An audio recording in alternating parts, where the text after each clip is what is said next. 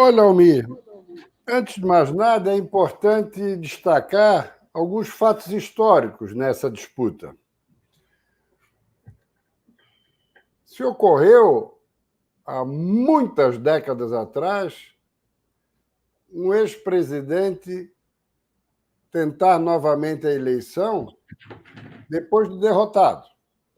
O que ocorreu foi o retorno.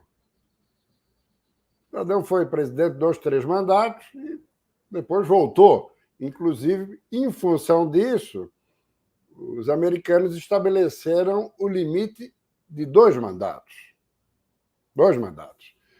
Veja, se o Trump ganhar, ele não pode concorrer à reeleição, porque ele já estará completando o segundo mandato lá em 28.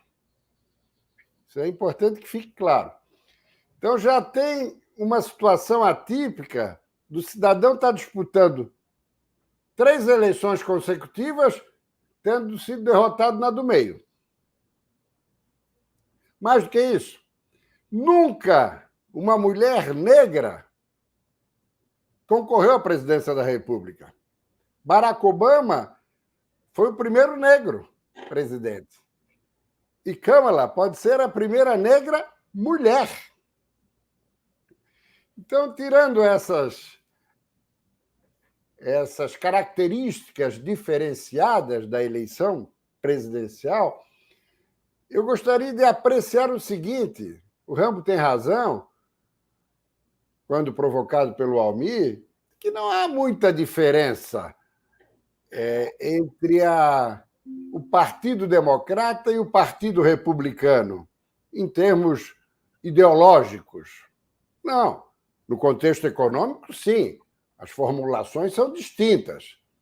Mas no contexto ideológico, digamos que os republicanos, que sempre foram mais conservadores, de centro-direita, e os democratas de centro-esquerda. Algo assim.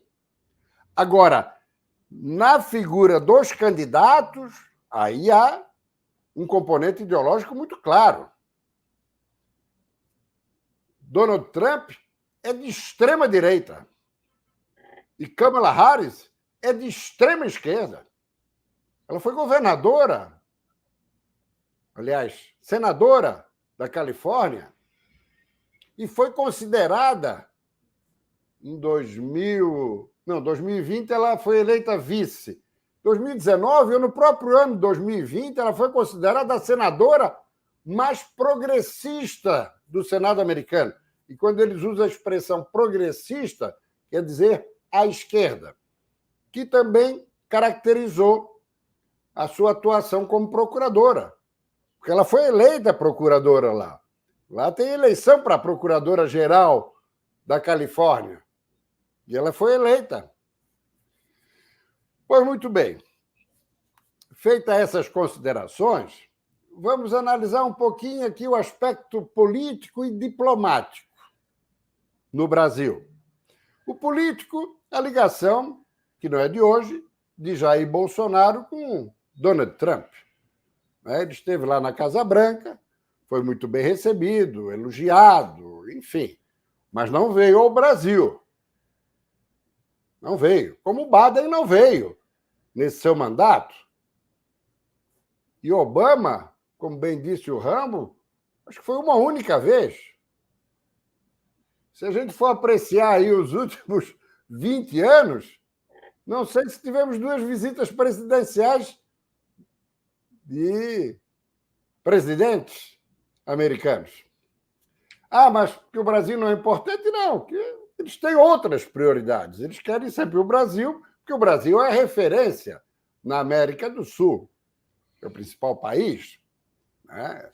Mas não a ponto de exigir uma agenda e uma presença em território nacional.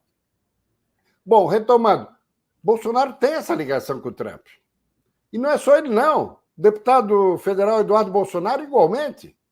Tanto é que foi lá, está acompanhando a apuração. Aliás, 2 catarinenses, 2 deputados também foram convidados. Ana Campanholo e Ivan Nats estão lá também nos Estados Unidos, acompanhando. Bom, então, a vitória de Trump, não resta a menor dúvida que é uma injeção de ânimo, não na direita e não entre os conservadores brasileiros. É uma injeção de ânimo na figura do Bolsonaro, que está na ilusão de que o Trump eleito vai pressionar o Supremo ou o governo brasileiro para que a sua condição de inelegibilidade seja derrubada. E a coisa não é assim. Né? Também o que o Congresso está apurando sobre o Alexandre de Moraes, a pressão vai ser maior, até pode ser, mas não são, as coisas não acontecem assim. E Trump vai ter tantas coisas para resolver e não sei se terá tempo para prestar essas homenagens e esses gestos a Jair Bolsonaro. Bom, isso do lado de Bolsonaro. Do lado de Lula, o que o Lula da Silva tem que declarar apoio para a Kamala Harris? Só porque o Bolsonaro apoia o Trump? Quer dizer, ele está senil mesmo, sabe? Ele não tem nada a ver com aquele Lula que assumiu em 2003. Ele está perturbado mentalmente, está envelhecido, caducou. É uma bobagem, é uma presepada atrás da outra. Imagine se o Trump ganha. O que o Brasil ganha com essa declaração de voto de Lula? Só que ele é incontrolável. Ele não ouve os conselhos da chancelaria, até porque um ex-chanceler é o seu assessor direto, Celso Amorim, que é uma besta quadrada. É uma besta quadrada. Um diplomata filiado ao PT hoje. Ele desautoriza o Mauro Amorim, né? Que é o atual ministro das Relações Exteriores. Celso Amorim. Não. Celso Amorim é o assessor. O Mauro... Não, Mauro... Agora esqueci o nome do ministro das Relações Exteriores. Bom, então gera aquele conflito, porque o Celso Amorim diz uma coisa para o Lula. O ministro das Relações Exteriores diz outra. O Mauro Vieira. Mauro Vieira, isso mesmo. Então, para resumir, nós temos aí um comportamento, digamos assim, infanto-juvenil, tanto de Lula quanto de Bolsonaro.